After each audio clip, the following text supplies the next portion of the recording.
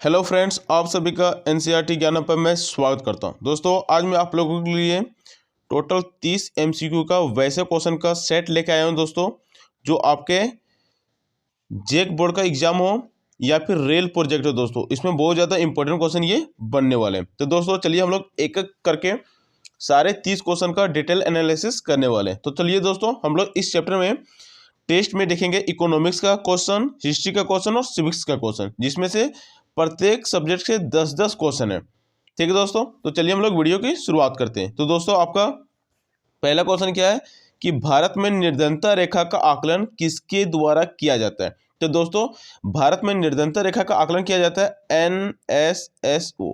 ठीक है दोस्तों, जिसका फुल फॉर्म की बात करें तो होता है राष्ट्रीय प्रतिदर्श सर्वेक्षण संगठन। ये हमारे देश में निर्धनता रेखा का आकलन करता है कि कौन गरीब और कौन गरीब नहीं है। तो हो जाएगा दोस्तों पहला का ऑप्शन नंबर सी। तो दूसरा क्वेश्चन देखते हैं दोस्तों। दूसरा क्वेश्चन क्या बोल रहा है कि मनरेगा की योजना की शुरुआत कब हुई थी। तो दोस्तों, मनरेगा की योजना की शुरुआत हुई थी आपका 2007 में। ठीक है दोस्तों, 2007 ईस्वी में, जिसमें से 100 दिनों के लिए मजदूरी की गारंटी की योजना बनाई गई थी। तो दोस्तों, अब आता है आपका नेक्स्ट क्वेश्चन, क्वेश्चन नंबर तीसरा की ओर। तो क्वेश्चन नंबर तीसरा क्या पूछ रहा है कि NSSO का पूर्ण रूप क्या है। जैसे कि अभी हम लोग बताएं, NSSO नेशनल, ठीक है, राष्ट्रीय प्रतिदर्श सर्वेक्षण संगठन। ऑप्शन नंबर हो जाएगा आपका तीसरा, इसमें सही हो जाएगा। तो अब आता है आपका अगला क्वेश्चन दोस्तों। अगला क्वेश्चन क्या हो रहा है कि भारत में निर्धनता के अनुमानों से संबंधित समिति कौन है। कहने मतलब क्या है कि भारत में निर्धनता का जो अनुमान लगाती है या फिर निर्धनता का रिपोर्ट जो जारी करती है, उसमें जो कौन सी समिति ने सहयोग किया था। तो दोस्तों, वो किया था आपका सुरेश तेंदुलकर समिति ने। तो हो जाएगा आपका दोस्तों चौथा का ऑप्शन में कौन सा, ऑप्शन नंबर ए आपका सही हो जाएगा। तो अब आता है आपका अगला क्वेश्चन, क्वेश्चन नंबर 5 की ओर। तो क्वेश्चन नंबर 5 क्या पूछ रहा है कि विश्व बैंक के अनुसार आर्थिक निर्धनता के लिए कितना डॉलर प्रतिदिन निर्धारित किया गया। तो दोस्तों, विश्व बैंक के अनुसार आपको 1.9 डॉलर प्रतिदिन प्रति व्यक्ति निर्धारण किया गया। अगर इससे आप ज्यादा कमाते हैं तो आप निर्धन की कैटेगरी में नहीं आएंगे। ठीक है, तो पांचवा का ऑप्शन क्या हो जाएगा आपका, ऑप्शन नंबर ए सही आंसर। तो अब देखते हैं दोस्तों नेक्स्ट क्वेश्चन, क्वेश्चन नंबर 6 की ओर। क्या बोल रहा है कि मनरेगा के अंतर्गत कितने दिन के रोजगार की गारंटी दी गई है। तो दोस्तों, अभी जैसे हम लोग बताएं कि मनरेगा के अंतर्गत आपका 100 दिनों की रोजगार की गारंटी की योजना दी गई है। ठीक है, तो हो जाएगा आपका छठा का ऑप्शन नंबर सी। तो अब बात आपका दोस्तों नेक्स्ट क्वेश्चन, क्वेश्चन नंबर 7 की ओर। तो क्वेश्चन नंबर 7 क्या बोल रहा है कि वर्ष 2011-12 के अनुसार भारत में निर्धनता प्रतिशत कितना था। तो दोस्तों, वो था आपका 22%। ठीक है, तो ऑप्शन नंबर हो जाएगा आपका सी, 22% था भारत में निर्धनता प्रतिशत। तो अब आता है आपका अगला क्वेश्चन दोस्तों, क्वेश्चन नंबर 8 की ओर। तो क्वेश्चन नंबर 8 क्या पूछ रहा है कि प्रधानमंत्री रोजगार योजना कब आरंभ की गई थी। तो दोस्तों, प्रधानमंत्री रोजगार योजना की आरंभ की गई थी 1993 ईस्वी में। तो हो जाएगा आपका आठवां का ऑप्शन नंबर कौन सा, आठवां का ऑप्शन नंबर हो जाएगा आपका डी। तो अब देखते हैं नेक्स्ट क्वेश्चन, क्वेश्चन नंबर 9, राष्ट्रीय काम के बदले अनाज की शुरुआत कब की गई थी। तो दोस्तों, राष्ट्रीय काम के बदले अनाज की शुरुआत की गई थी आपका सन 2004 में। कब की गई थी, 2004 ईस्वी में। ठीक है, तो हो जाएगा आपका नौवां का ऑप्शन में कौन सा, ऑप्शन नंबर ए। तो अगला क्वेश्चन देखते हैं, क्वेश्चन नंबर 10 क्या बोल रहा है कि विश्व में सर्वाधिक निर्धनों की संख्या किस देश में। तो दोस्तों, विश्व में जो सबसे सर्वाधिक निर्धनों की संख्या है वो आपका देश नाइजीरिया में। नाइजीरिया में सबसे ज्यादा निर्धनों की संख्या है। तो 10वां का हो जाएगा आपका ऑप्शन नंबर बी। तो दोस्तों, ये था आपका 10 इकोनॉमिक्स का चैप्टर, जो कि चैप्टर नंबर 3 से था। ठीक है, तो अब देखते हैं दोस्तों हम लोग नेक्स्ट चैप्टर, चैप्टर नंबर 3 से ही आपका हिटलर से। ठीक है, जो कि आपका इतिहास का है। तो क्या बोल रहा है दोस्तों, क्वेश्चन नंबर 11 कि जर्मनी की मुद्रा क्या है। तो दोस्तों, जर्मनी की मुद्रा थी मार्क। ठीक है, ऑप्शन नंबर हो जाएगा आपका बी, जर्मनी की मुद्रा क्या, मार्क है। तो अगला क्वेश्चन देखते हैं, क्वेश्चन नंबर 12 क्या बोल रहा है कि वाइमर गणराज्य की स्थापना कब हुई थी। तो दोस्तों, वाइमर गणराज्य की स्थापना हुई थी 9 नवंबर 1918 ईस्वी को। ठीक है, तो हो जाएगा 12 का ऑप्शन नंबर ए। और दोस्तों याद रखिएगा, वाइमर गणराज्य को नवंबर का अपराधी भी कहते हैं, क्योंकि इसका स्थापना नवंबर में हुआ था, इसीलिए क्योंकि इसने वर्साई की संधि में जो भी शर्तें थी वो इसने मान लिया था, इसी कारण। तो अब आता है आपका दोस्तों अगला क्वेश्चन, क्वेश्चन नंबर 13 क्या बोला कि वर्साई की संधि कब हुई थी। तो दोस्तों, वर्साई की संधि हुई थी आपका 28 जून 1919 में। ठीक है, प्रथम विश्व युद्ध के बाद। तो हो जाएगा आपका 13 का ऑप्शन नंबर सी सही आंसर हो जाएगा। तो देखते हैं अगला क्वेश्चन दोस्तों। क्वेश्चन नंबर 14 क्या बोल रहा है कि हिटलर का जन्म कब हुआ था। तो दोस्तों हिटलर का जन्म हुआ था आपका 1889 में, वो भी ऑस्ट्रिया में। हिटलर आपका जर्मनी का नहीं था, वो ऑस्ट्रिया से आया था जर्मनी, ठीक है। तो याद रखिएगा जन्म कब हुआ था हिटलर का, 1889 में, और कहाँ से था, तो वो ऑस्ट्रिया से था। तो अगला क्वेश्चन देखते हैं दोस्तों क्वेश्चन नंबर 16 की ओर। तो क्वेश्चन नंबर 16 क्या बोल रहा है कि विशेषाधिकार अधिनियम, जिसके इनेबलिंग एक्ट भी कहते हैं, इनेबलिंग एक्ट कब पारित किया गया था। तो दोस्तों ये आपका पारित किया गया था 3 मार्च 1933 को, ठीक है। तो हो जाएगा 16 का ऑप्शन नंबर डी सही आंसर हो जाएगा। तो अगला क्वेश्चन देखते हैं दोस्तों क्वेश्चन नंबर 17 क्या बोला कि जर्मन संसद को किस नाम से जाना जाता है। तो दोस्तों जर्मन संसद को राइखस्टाग के नाम से जाना जाता है। जैसे कि भारत की बात करें दोस्तों, तो भारत की संसद का नाम संसद ही है, ठीक है। और अगर रूस की बात करें तो ड्यूमा है। तो उसी प्रकार जर्मन संसद का नाम क्या है, राइखस्टाग, ठीक है। तो अब आता है आपका अगला क्वेश्चन, क्वेश्चन नंबर 18 की ओर। क्या बोल रहा है कि मित्र राष्ट्र में कौन शामिल नहीं था। तो दोस्तों मित्र राष्ट्र में आपका ब्रिटेन शामिल था, अमेरिका शामिल था, फ्रांस शामिल था। तो जापान आपका शामिल नहीं था, ठीक है। तो हो जाएगा 18 का ऑप्शन नंबर ए जापान। तो अब आता है आपका अगला क्वेश्चन, क्वेश्चन नंबर 19 की ओर। अंतर्राष्ट्रीय सैनिक अदालत की स्थापना कहाँ की गई थी। तो दोस्तों प्रथम विश्व युद्ध के बाद, ठीक है, प्रथम विश्व युद्ध के बाद जर्मनी को रोकने के लिए और उस पर कार्रवाई करने के लिए अंतर्राष्ट्रीय सैनिक अदालत की स्थापना की गई थी, और यह की गई थी न्यूरेमबर्ग में। तो हो जाएगा 19 का ऑप्शन नंबर हो जाएगा दोस्तों आपका ऑप्शन नंबर ए। तो अगला क्वेश्चन देखते हैं क्वेश्चन नंबर 20 की ओर। क्या बोल रहा है कि मित्र राष्ट्र गठबंधन में रूस एवं अमेरिका कब शामिल हुआ था। तो दोस्तों मित्र राष्ट्र गठबंधन में आपका रूस और अमेरिका 1941 में शामिल हुआ था, ठीक है। रूस कब शामिल हुआ था, जब जर्मनी के द्वारा रूस पर हमला किया गया था, ठीक है। और अमेरिका कब शामिल हुआ था, जब जापान ने अमेरिका के पर्ल हार्बर पर क्या गिराया था, बम गिरा दिया था, ठीक है, उसके नौसैनिक जहाजों पर। तो दोस्तों 20 का हो जाएगा आपका ऑप्शन नंबर सी 1941।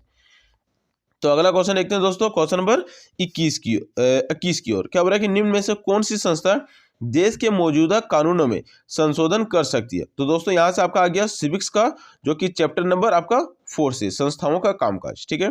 तो क्या बोल रहा है कि निम्न में से कौन सी संस्था देश के मौजूदा कानूनों में संशोधन कर सकती है। तो दोस्तों संसद ही एक ऐसी संस्था है जो देश के मौजूदा कानून में क्या कर सकती है, संशोधन कर सकती है, या उस कानून को बदल भी सकती है। तो ऑप्शन नंबर हो जाएगा आपका सी।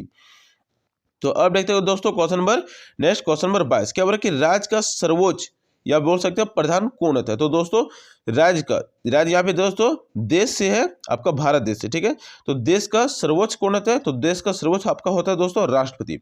राष्ट्रपति देश का प्रथम नागरिक भी कहलाता है, और ये तीनों सेनाओं का क्या होता है, प्रथम भी होता है या फिर अध्यक्ष भी होता है। तो हो जाएगा आपका दोस्तों 22वां का ऑप्शन नंबर बी राष्ट्रपति। तो दोस्तों अब आता है आपका अगला क्वेश्चन, क्वेश्चन नंबर 23 की ओर। क्या बोल रहा है कि मंडल कमीशन किसकी अगुवाई में संपन्न हुई थी। तो दोस्तों मंडल कमीशन की अगुवाई हुई थी संपन्न आपका बीपी मंडल के द्वारा, जिसने क्या दिया था, द्वितीय पिछड़ा आयोग, ठीक है, जो कि SEBC socially and educationally backward classes का संरक्षण किया था। एक तरह से बोल सकते हो उसका रिपोर्ट तैयार किया था, जिसमें से इसमें 27% आरक्षण की बात की गई थी, ठीक है। तो याद रखिएगा बीपी मंडल कमीशन की अगुवाई किसने की थी, बीपी मंडल।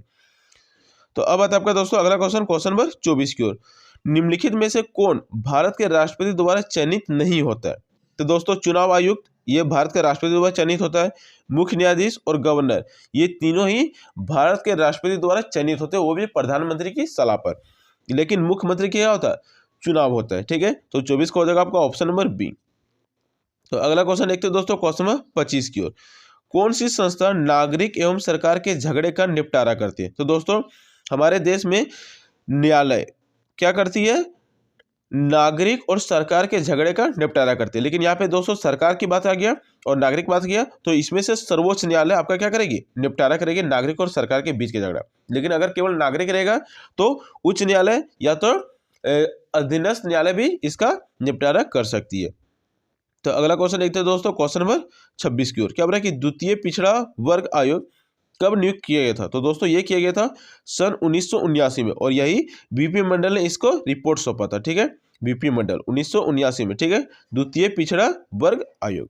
तो अगला क्वेश्चन देखते हैं दोस्तों क्वेश्चन नंबर 27 की ओर। क्या बोल रहा है कि सुप्रीम कोर्ट के जज को कैसे हटाया जा सकता है। तो दोस्तों सुप्रीम कोर्ट के जज को महाभियोग द्वारा आपका हटाया जा सकता है, ठीक है। और महाभियोग में क्या होता है कि संसद में आपको 2/3 बहुमत से बिल को पास करना पड़ता है, तभी आप सुप्रीम कोर्ट के जज को हटा सकते हो, और इसी प्रकार आपको राष्ट्रपति को भी हटाया जा सकता है। ठीक है, तो अगला क्वेश्चन देखते हैं दोस्तों, क्वेश्चन नंबर 28 की ओर।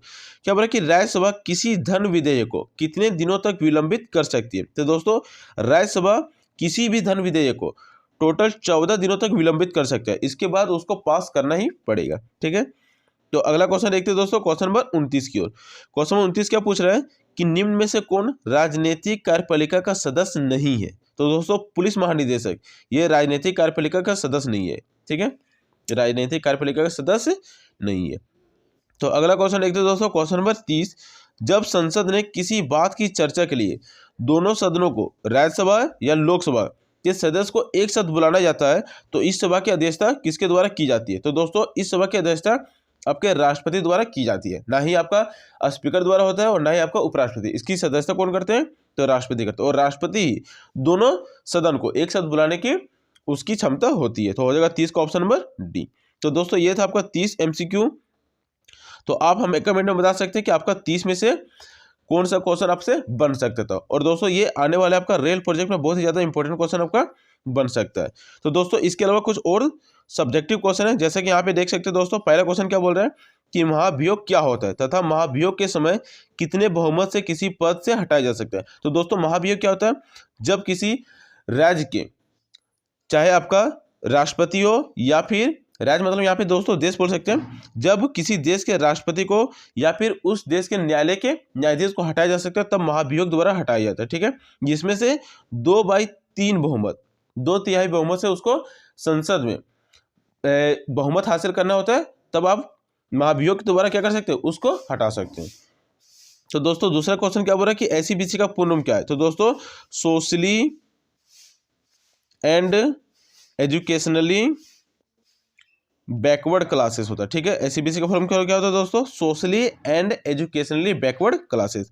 उसके बाद बोल रहे दोस्तों कि हार्वर्ड अंशपेंशन ने कौन सा सिद्धांत दिया था? तो दोस्तों इसने दिया था अतिजीवितता का सिद्धांत, अतिजीवितता का सिद्धांत दिया था। ठीक है दोस्तों, इसका अर्थ, इसका मतलब क्या है कि जो सबसे योग्य है वही इस पृथ्वी पर क्या रहेगा? जीवित रहेगा। तो अगला क्वेश्चन दोस्तों, न्यायपालिका के 2 प्रमुख कर। तो ये क्या करता है? नागरिकों की अधिकारों की रक्षा करता है और सरकार और लोगों के बीच के मामले को क्या करता है? झगड़े को निपटारा करवाता है। उसके बाद है दोस्तों, भारत में गरीबी रेखा के निर्धारण के लिए स्वीकृत कैलोरी आवश्यकता ग्रामीण में कितना और शहरों में कितना है? तो दोस्तों ग्रामीण में 2400 कैलोरी और शहर में 2100 कैलोरी है। ठीक है, तो अगला क्वेश्चन है दोस्तों, मनरेगा का पूर्ण रूप क्या है? तो दोस्तों मनरेगा का पूर्ण रूप है महात्मा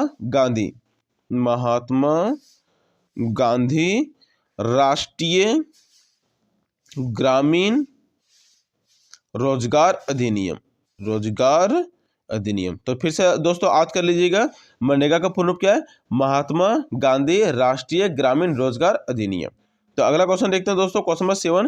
क्या बोला कि दुनिया का सबसे बड़ा शेयर बाजार का नाम क्या है? तो दोस्तों वो है वॉल स्ट्रीट एक्सचेंज, जो कि आपका अमेरिका में है। ठीक है, अब दोस्तों देखते हैं नेक्स्ट क्वेश्चन, क्वेश्चन नंबर 8। क्या बोला कि अग्नि अध्यादेश फायर डिग्री कब लागू हुआ था? तो दोस्तों ये हुआ था 28 फरवरी 1933 को। तो अगला क्वेश्चन देखते हैं दोस्तों, क्वेश्चन नंबर 9। क्या बोला कि ब्लोंड किन्हें कहा जाता है? तो दोस्तों ब्लोंड जर्मन के लोगों को नीली आंखों वाले को कहा जाता है, नीली